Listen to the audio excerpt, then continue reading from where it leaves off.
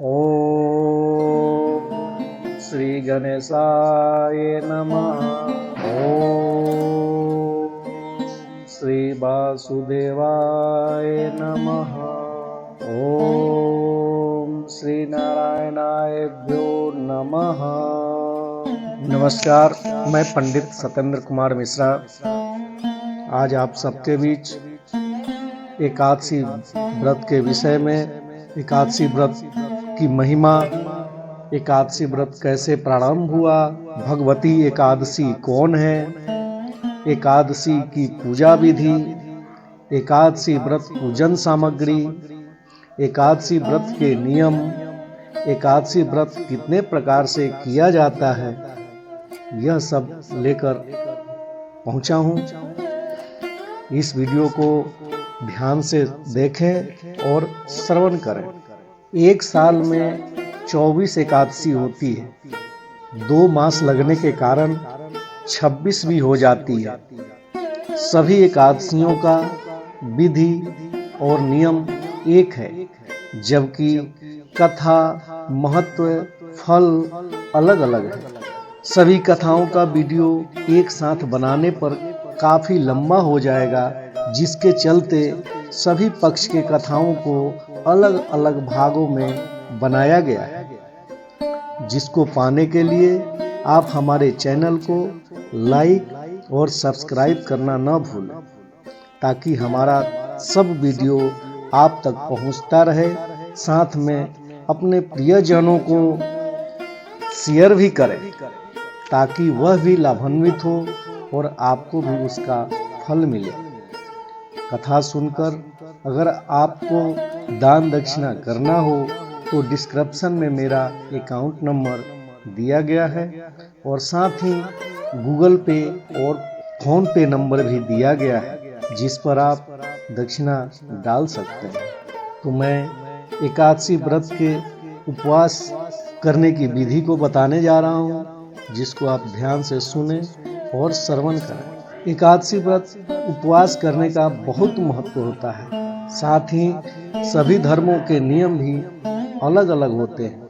खासकर हिंदू धर्म के अनुसार एकादशी व्रत करने की इच्छा रखने वाले मनुष्य को दशमी के दिन से ही कुछ अनिवार्य नियमों का पालन करना चाहिए। ये है एकादशी व्रत उपवास के नियम। दशमी के दिन मांस, लहसुन, प्याज, मसूर की दाल आदि निषेध वस्तु का सेवन नहीं करना चाहिए। रात्रि को पूर्ण ब्रह्मचर्य का पालन करना चाहिए तथा भोग विलास से दूर रहना चाहिए। एकादशी के दिन प्रातः लकड़ी का दातुन न करें। नींबू, जामुन या आम के पत्ते लेकर चबा लें और अंगुली से कंठ साफ कर लें। वृक्ष से पत्ता तोड़ना भी वर्जित है, अतः आप स्वयं गिरा हुआ पत्ता लेकर सेवन करें। यदि यह संभव न हो तो पानी से 12 बार कुल्ला कर लें। फिर स्नान आदि कर मंदिर में जाकर गीता पाठ करें या पुरोहित से गीता पाठ का श्रवण करें। एकादशी व्रत का कथा सुनें।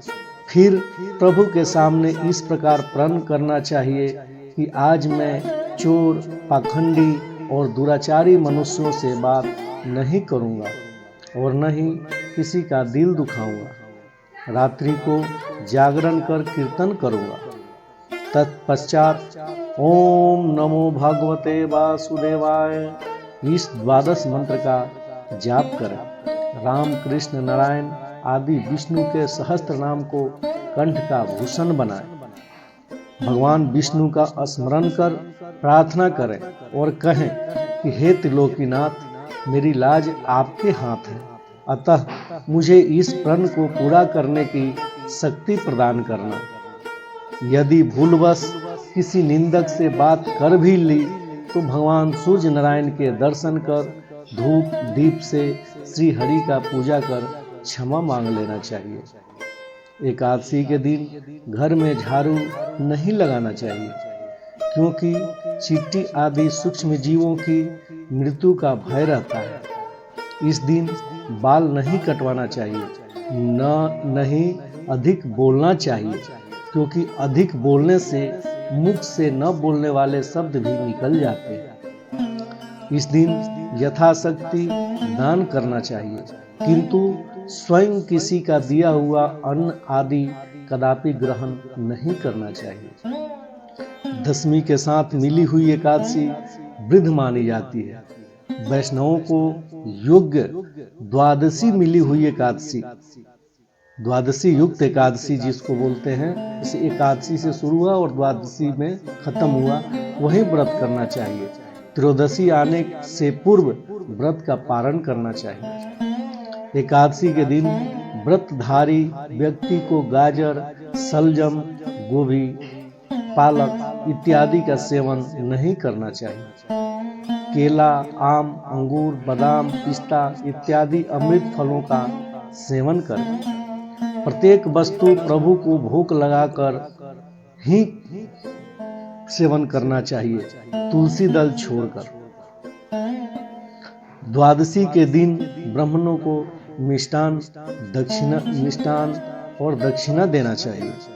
क्रोध नहीं करते हुए मधुर वचन बोलना चाहिए। इस व्रत को करने वाला दिव्य फल प्राप्त करता है और उसके जीवन के सारे कष्ट समाप्त हो जाते हैं। अब आगे आपको एकादशी की पूजा विधि के बारे में बताने जा रहा हूँ। एकादशी के दिन सुबह जल्दी उठकर स्नान आदि से निवृत्त हो जाएं। घर के मंदिर में दीप प्रज्वलित करें। भगवान विष्णु का गंगा जल से अभिषेक करें। भगवान विष्णु को पुष्प और तुलसी दल अर्पित करें। अगर संभव हो तो इस दिन व्रत भी रखें। व्रत के विषय में आगे बताऊंगा मैं, जिसको ध्यान से सुनिएगा। भगवान की आरती करें, भगवान को भोग लगाएं। इस पावन दिन भगवान विष्णु के साथ माता लक्ष्मी की भी पूजा करें।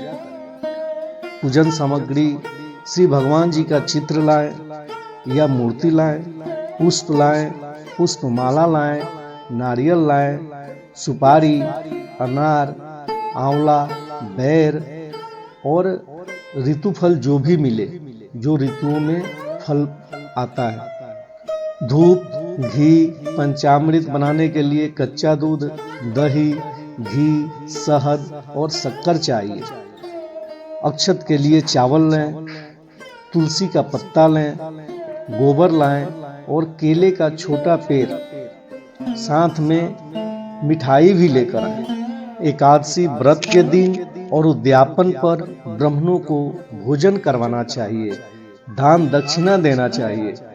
पूजन चाहे कितना भी बड़ा हो या छोटा हो, सभी व्रतियों को श्रद्धा के साथ इसे करना चाहिए। एकादशी व्रत का उद्यापन किसी योग्य आचार्य के मार्गदर्शन में करना चाहिए। उद्यापन में 12 माह की एकादशी के नियम 12 ब्राह्मणों को पत्नी सहित निमंत्रित किया जाता है। उद्यापन पूजा में तांबे के कलश में चावल भरकर रखें। अष्टदल कमल बनाकर भगवान विष्णु और लक्ष्मी का षोडशोपचार पूजन किया जाता है। पूजन के बाद हवन होता है और सभी ब्राह्मणों को फलाहारी भोजन करवाकर वस्त्र आदि दान दिया जाता है। एकादशी के व्रत में चावल नहीं खाना चाहिए। किसी भी व्रत की पूर्णता तभी मानी जाती है जब विधि विधान से उसका उद्यापन किया जाए।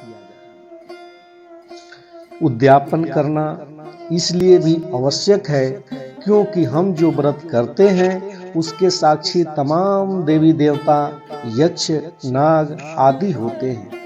ऐसे में उद्यापन के दौरान की जाने वाली पूजा और हवन से उन सभी देवी देवताओं को उनका भाग प्राप्त होता है। इस दौरान किए जाने वाले दान दक्षिणा से व्रत की पूर्णता होती है और मन इच्छा का फल मिलता है। अपनी जीविका के लिए मनुष्य को बहुत कुछ करना पड़ता है, लेकिन भगवत सानिध्य के लिए सभी भोगों से हटकर कम से कम पक्ष में एक बार वैराग्य में जाना ही चाहिए। और इसी के लिए एकादशी व्रत का विधान है। अपनी श्रद्धा और भक्ति के अनुसार जो भी संभव हो करना चाहिए। कोई व्रती अपने पूर्व पापों को हरने के लिए करता है, कोई पुत्र रत्न की प्राप्ति के लिए करता है, कोई सुख शांति के लिए करता है, कोई लंबी आयु के लिए करता है, कोई अपने पूर्वजों के पाप नाश के लिए करता है, कोई मोक्ष प्राप्ति के लिए करता है, वहीं कोई भगवत प्राप्ति के लिए करता है। तो आइए हम चलते हैं पद्म पुराण के आधार पर लिए गए कथाओं की ओर।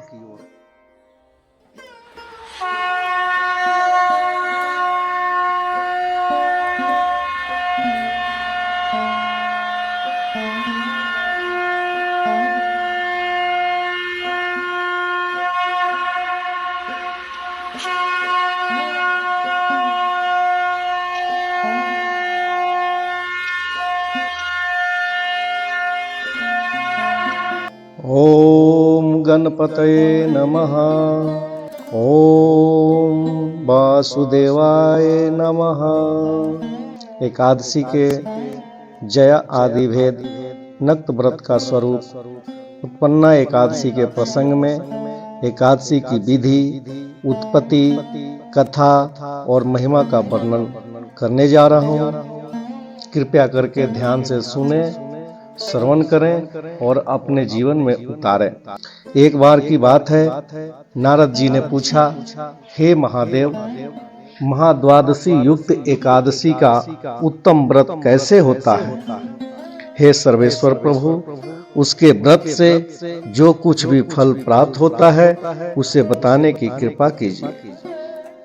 महादेव जी ने कहा, हे ब्रह्मन, यह एकादशी महान पुण्य फलों को देने वाली है। श्रेष्ठ मुनियों को भी इसका अनुष्ठान करना चाहिए। विशेष विशेष नक्षत्रों का योग होने पर यह तिथि जया, विजया, जयंती तथा पापनाशनी इन 4 नामों से विख्यात होती है। ये सभी पापों का नाश करने वाली है। इनका व्रत अवश्य करना चाहिए। जब शुक्ल पक्ष की एकादशी को पुनर्वसु नक्षत्र हो तो वह उत्तम तिथि जया कहलाती है। उसका व्रत करके मनुष्य निश्चय ही पाप से मुक्त हो जाता है। जब शुक्ल पक्ष की द्वादशी को श्रवण नक्षत्र हो तो वह उत्तम तिथि विजया के नाम से विख्यात होती है। इसमें किया हुआ दान और ब्राह्मण भोजन सहस्त्र गुना फल देने वाला है तथा होम और उपवास तो सहस्त्र गुण से भी अधिक फल देता है। जब शुक्ल पक्ष की द्वादशी को रोहिणी नक्षत्र हो तो वह तिथि जयंती कहलाती है। वह सब पापों को हरने वाली है। उस तिथि को पूजित होने पर भगवान गोविंद निश्चय ही मनुष्य के सब पापों को धो डालते हैं। जब कभी शुक्ल पक्ष की द्वादशी को पुष्य नक्षत्र हो तो वह महापुण्यमयी पापनाशनी तिथि कहलाती है। जो 1 वर्ष तक प्रतिदिन 1 प्रस्थ तिल दान करता है तथा जो केवल पापनाशनी एकादशी को उपवास करता है, उन दोनों का पुण्य समान होता है। उस तिथि को पूजित होने पर संसार के स्वामी सर्वेश्वर श्री हरि संतुष्ट होते हैं तथा प्रत्यक्ष दर्शन भी देते हैं। उस दिन प्रत्येक पुण्य कर्म का अनंत फल माना गया। सगरनंद, ककुस्तस्थ, नृहस तथा राजा गाधी ने उस तिथि को भगवान की आराधना की थी, जिससे भगवान ने इस पृथ्वी पर उन्हें सब कुछ दिया था। इस तिथि के सेवन से मनुष्य 7 जन्मों के कायिक, वाचिक और मानसिक पाप से मुक्त हो जाता है। इसमें तनिक भी संदेह नहीं है। पुष्य नक्षत्र से युक्त एकमात्र पापनाशनी एकादशी का व्रत करके मनुष्य 1000 एकादशियों के व्रत का फल प्राप्त कर लेता है। उस दिन स्नान, दान, जप, होम, स्वाध्याय और देव पूजा आदि जो कुछ भी किया जाता है उसका अक्षय फल माना गया है। इसलिए प्रयत्न पूर्वक इसका व्रत करना चाहिए। जिस समय धर्मात्मा राजा युधिष्ठिर पंचम अश्वमेघ यज्ञ का स्नान कर चुके, उस समय उन्होंने यदु व कृष्ण से इस प्रकार प्रश्न किया। युधिष्ठिर बोले, हे प्रभु, नक्त व्रत तथा एक भूख व्रत का पुण्य एवं फल क्या है? हे जनार्दन, यह सब मुझे बताइए। श्री भगवान ने कहा, हे कुंती नंदन, हेमंत ऋतु में जब परम कल्याणमय मार्गशीर्ष मास आए, तब उसके कृष्ण पक्ष की द्वादशी तिथि को उपवास करना चाहिए। उसकी विधि इस प्रकार है। दृढ़ता पूर्वक उत्तम व्रत का पालन करने वाला शुद्ध चित्त पुरुष दशमी को सदा एक भुक्त रहे अथवा शौच संतोष आदि नियमों के पालन पूर्वक नक्त व्रत के स्वरूप को जानकर उसके अनुसार एक बार भोजन करे। दिन के 8वें भाग में जब सूर्य का तेज मंद पड़ जाता है, उसे नक्त जानना चाहिए। रात को भोजन करना नक्त नहीं है। गृहस्थ के लिए तारों के दिखाई देने पर नक्त भोजन का विधान है और सन्यासी के लिए दिन के 8वें भाग में, क्योंकि उसके लिए रात में भोजन निषेध है। हे कुंती नंदन, दशमी की रात व्यतीत होने पर एकादशी को प्रातः काल व्रत करने वाला पुरुष व्रत का नियम ग्रहण करे और सवेरे तथा मध्याह्न को पवित्रता के लिए स्नान करे। कुएं का स्नान निम्न श्रेणी का है। बावली में स्नान करना मध्यम, पोखरे में उत्तम तथा नदी में उससे भी उत्तम माना गया है। जहाँ जल में खड़ा होने पर जल जंतुओं को पीड़ा होती हो, वहाँ स्नान करने पर पाप और पुण्य बराबर होता है। यदि जल को छानकर शुद्ध कर लें तो घर पर भी स्नान करना उत्तम माना गया है। इसलिए हे पांडव श्रेष्ठ, घर पर उक्त विधि से स्नान कर। स्नान के पहले निम्नांकित मंत्र पढ़कर शरीर में मिट्टी लगा लें। वह मंत्र कौन सा है जिसे पढ़कर शरीर में मिट्टी लगाना है स्नान के टाइम? यह मंत्र बता रहा हूँ, कृपया इसे लिख ले या याद कर ले। अश्व क्रांते रथ क्रांते विष्णु क्रांते वसुंधरे मृत्तिके हर में पापम जन्मय पूर्व संचितम। अगर आप श्लोक नहीं कह पा रहे हैं तो इसी चीज को हिंदी में कहें। हे वसुंधरे, तुम्हारे ऊपर अश्व और रथ चला करते हैं। भगवान विष्णु ने भी वामन अवतार धारण कर तुम्हें अपने पैरों से नापा था। हे मृत्तिके, मैंने पूर्व काल में जो पाप संचित किया है, उस मेरे पाप को हर लो। व्रती पुरुष को चाहिए कि वह एक चित्त और दृढ़ संकल्प होकर क्रोध तथा लोभ का परित्याग करे। अंत्यज, पाखंडी, झूठ बोलने वाले, ब्राह्मण का निंदा करने वाले, अगम्य स्त्री के साथ गमन करने वाले, अन्याय दुराचारी, प्रधनहारी तथा पर स्त्रीगामी मनुष्यों से वार्तालाप न करें। भगवान केशव की पूजा करके उन्हें नैवेद्य भोग लगाएं। घर में भक्ति युक्त मन से दीपक जलाकर रखें। हे पार्थ, उस दिन निद्रा और मैथुन का परित्याग करें। धर्म शास्त्र में मनोरंजन करते हुए संपूर्ण दिन व्यतीत करें। हे नृप श्रेष्ठ, भक्ति युक्त होकर रात्रि में जागरण करें। ब्राह्मणों को दक्षिणा दें और प्रणाम करके उससे त्रुटियों के लिए क्षमा मांगें। जैसे कृष्ण पक्ष की एकादशी है, वैसे ही शुक्ल पक्ष की भी है। इसी विधि से उसका भी व्रत करना चाहिए। हे पार्थ, द्विज को उचित है कि वह शुक्ल और कृष्ण पक्ष की एकादशी के व्रती लोगों में भेद बुद्धि न उत्पन्न करे। शंखो द्वार तीर्थ में स्नान करके भगवान गदाधर का दर्शन करने से जो पुण्य होता है तथा संक्रांति के अवसर पर 4 लाख का दान देकर जो पुण्य प्राप्त किया जाता है, वह सब एकादशी व्रत की 16वीं कला के बराबर भी नहीं है। प्रभास क्षेत्र में चंद्रमा और सूर्य के ग्रहण के अवसर पर स्नान दान से जो पुण्य होता है, वह निश्चय ही एकादशी को उपवास करने वाले मनुष्यों को मिल जाता है। केदार क्षेत्र में जल पीने से पुनर्जन्म नहीं होता। एकादशी का भी ऐसा ही महात्म्य है। यह भी गर्भाश का निवारण करने वाली है। पृथ्वी पर असमय यज्ञ का जो फल होता है उससे 100 गुना अधिक फल एकादशी व्रत करने वाले को मिलता है। जिसके घर में तपस्वी एवं श्रेष्ठ ब्राह्मण भोजन करते हैं उसको जिस फल की प्राप्ति होती है वह एकादशी व्रत करने वाले को भी अवश्य मिलता है। वेदांगों के परगामी विद्वान ब्राह्मणों को सहस्त्र गोदान करने से जो पुण्य होता है उससे 100 गुना पुण्य एकादशी व्रत करने वाले को प्राप्त होता है। इस प्रकार व्रती को वह पुण्य प्राप्त होता है जो देवताओं के लिए भी दुर्लभ है। रात को भोजन कर लेने पर उससे आधा पुण्य प्राप्त होता है तथा दिन में एक बार भोजन करने से देहधारियों को नक्त भोजन का आधा फल मिलता है। जीव जब तक भगवान विष्णु के प्रिय दिवस एकादशी को उपवास नहीं करता तभी तक तीर्थ दान और नियम अपने महत्व की गर्जना करते हैं। इसलिए हे पांडव श्रेष्ठ, तुम इस व्रत का अनुष्ठान करो। हे कुंती नंदन, यह गोपनीय एवं उत्तम व्रत है जिसका मैंने तुमसे वर्णन किया है। हजारों यज्ञों का अनुष्ठान भी एकादशी व्रत की तुलना नहीं कर सकता। युधिष्ठिर बोले, हे भगवान, पुण्यमयी एकादशी तिथि कैसे उत्पन्न हुई, इस संसार में क्यों पवित्र मानी गई तथा देवताओं को कैसे प्रिय है। श्री भगवान बोले, हे कुंती नंदन, प्राचीन समय की बात है। सतयुग में मूर नामक दानव रहता था। वह बड़ा ही अद्भुत, अत्यंत रौद्र तथा संपूर्ण देवताओं के लिए भयंकर था।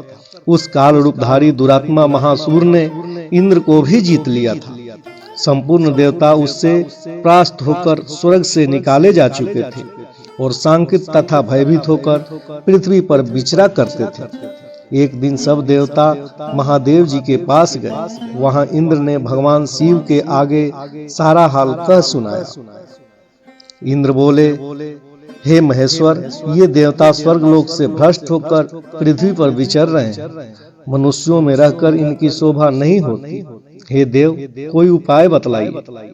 देवता किसका सहारा ले। महादेव जी ने कहा, हे देवराज, जहाँ सबको शरण देने वाले, सबकी रक्षा में तत्पर रहने वाले जगत के स्वामी भगवान गरुड़ ध्वज विराजमान है, वहां जाओ, वे तुम लोगों की रक्षा करेंगे।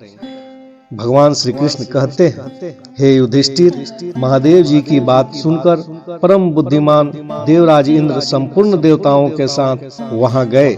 भगवान गदाधर क्षीर सागर के जल में सो रहे थे। उनका दर्शन करके इंद्र ने हाथ जोड़कर स्तुति आरंभ की। इंद्र बोले, हे देव देवेश्वर, आपको नमस्कार है।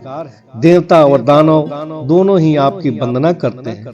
हे पुंडरीकाक्ष, आप दैत्यों के शत्रु हैं। हे मधुसूदन, हम लोगों की रक्षा कीजिए। हे जगन्नाथ, संपूर्ण देवता मूर नामक दानव से भयभीत होकर आपकी शरण में आए हैं। हे भक्त वत्सल, हमें बचाइए। हे देव देवेश्वर, हमें बचाइए।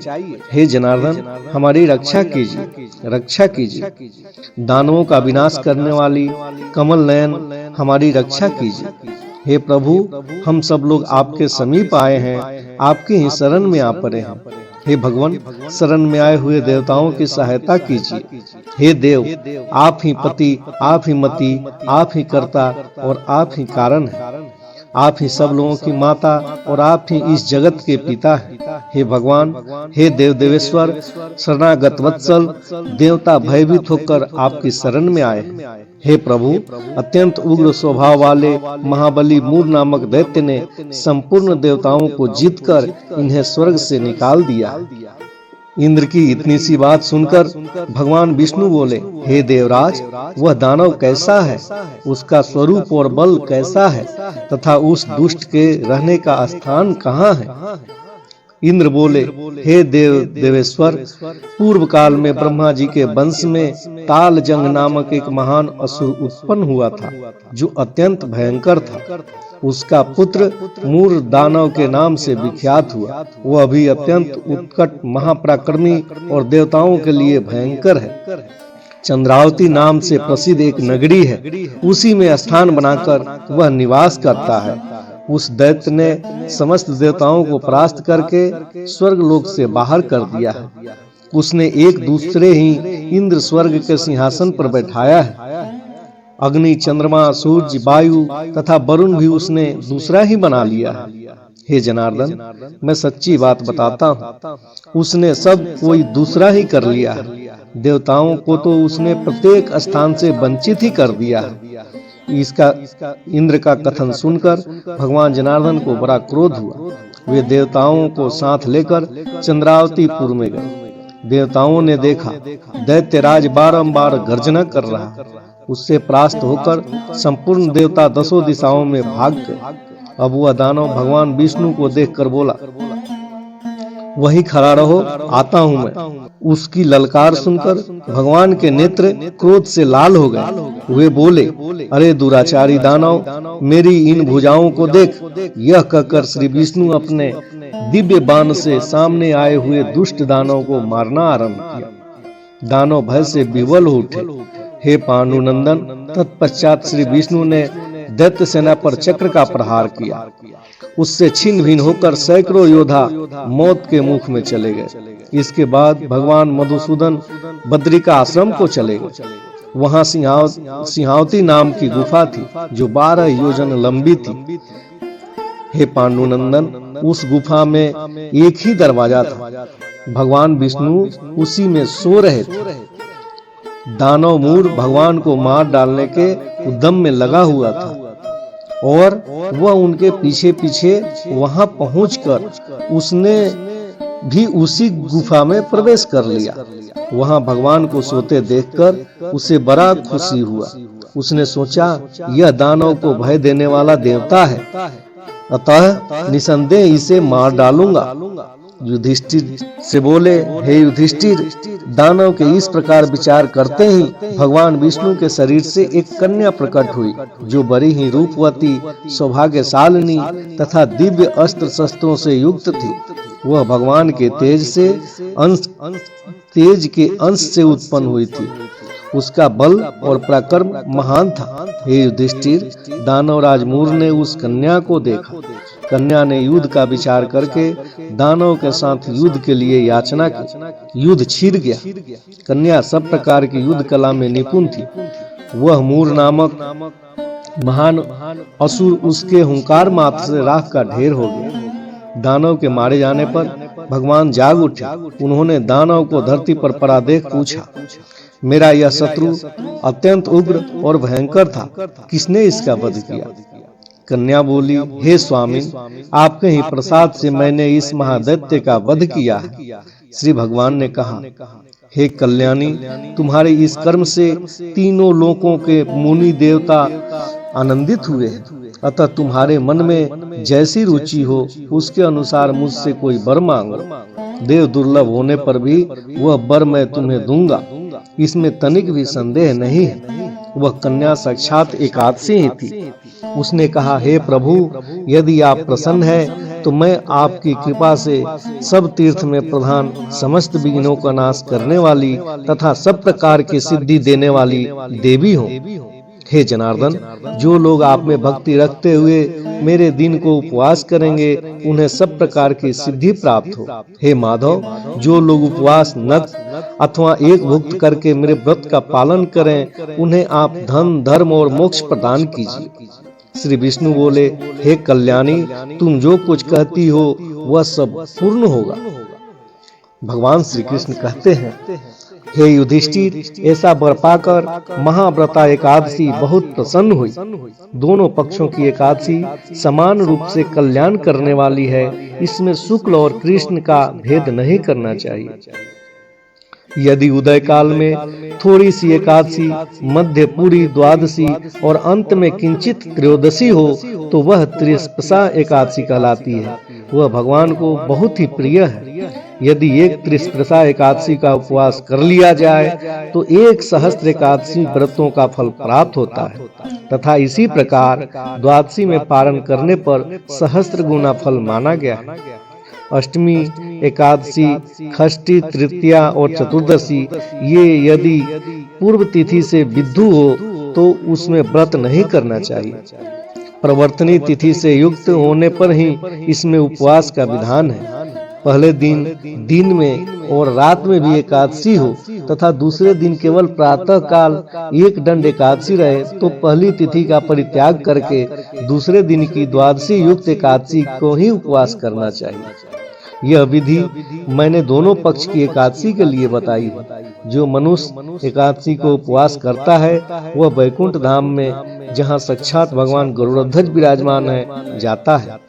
जो मानव हर समय एकादशी के महात्म का पाठ करता है उसे सहस्त्र गोदान के पुण्य का फल प्राप्त होता है। जो दिन या रात में भक्ति पूर्वक इस महात्म का श्रवण करता है वे निसंदेह ब्रह्म हत्या आदि पापों से मुक्त हो जाता है। एकादशी के समान पाप नाशक व्रत दूसरा कोई नहीं है।